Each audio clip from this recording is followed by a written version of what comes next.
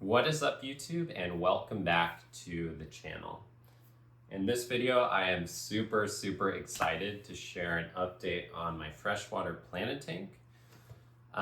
If you guys have been following the channel, you know that I've had some really bad struggles with blackbeard algae in this aquarium. So what is blackbeard algae, in case you don't know? It is probably the worst algae I think you can get in a freshwater aquarium. Once you get it, it is extremely difficult to get rid of. There are reports online of people saying, you know what, once you have it, you've just got it forever. There's no getting rid of it. You might as well break down your tank. If I can find some examples, I'll actually overlay them on the screen here.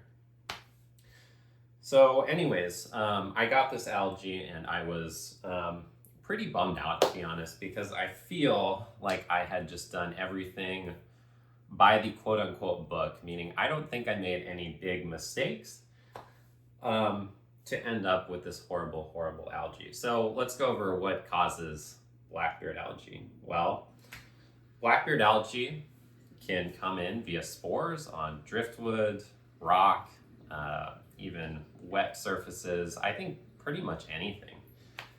And it's photosynthetic and it needs nutrients. So that, if you don't know, is exactly the same as a plant. It's photosynthetic, so it needs light and water and carbon, but it also needs nutrients to grow. So we add nutrients into our tank by feeding. I feed the fish, I feed the shrimp, I end up with nitrogen and phosphorus in the water. That serves as fuel for both plants and algae to grow. So to me, I think what happened is I had excess nutrients that my plants could not consume, meaning they already have what they need. They're growing, it's fine, but everything else they can't consume. So everything else that's left is left for the blackbeard algae. So I think somewhere along the line, my nutrients spiked, I had some spores in here, and I ended up with a pretty bad outbreak.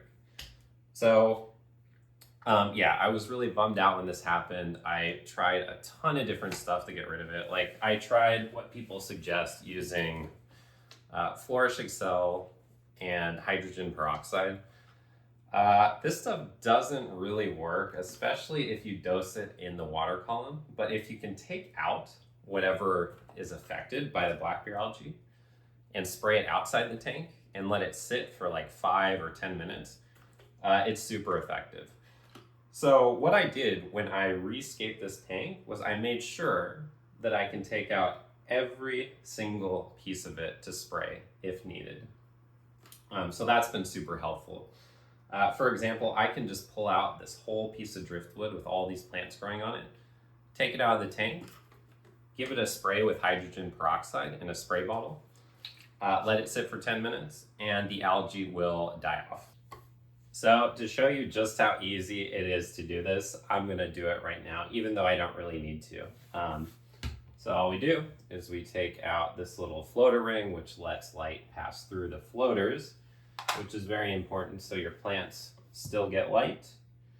And look, I can just lift this whole thing out of the water like it's nothing. And I do it slowly so that I don't pull out any shrimp or anything like that.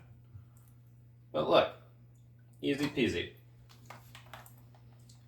And I got some floaters with it, and this Anubias came off, but it's not a big deal, right? I can even spray that stuff too. And then all I do is I take my sprayer, I give it a real good spray, I get both sides of it,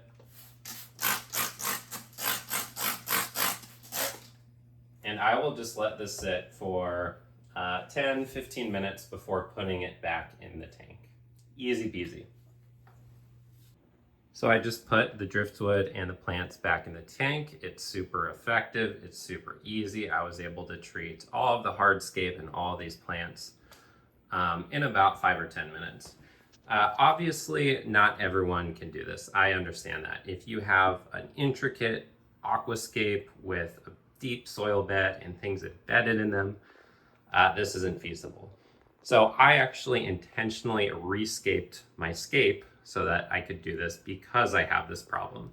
So I'm working around nature and not against nature. So that's been super, super helpful and a key to how I've been living and managing blackbeard algae.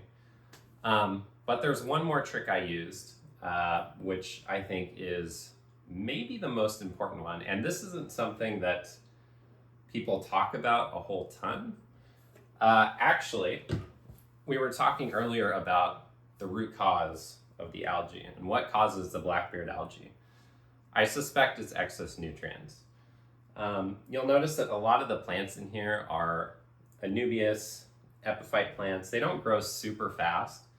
And I've got a fair amount of bioload in here. Like I have 8 or 9 rummy-nosed tetras, a handful of shrimp. I like to feed a lot.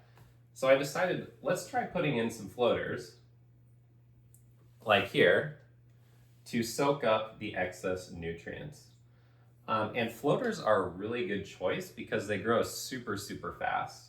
So I'm pretty confident that because they grow so fast, they are going to take out any excess nutrients in the water column before the blackbeard algae has a chance to eat them up. And I think this has been a super effective technique.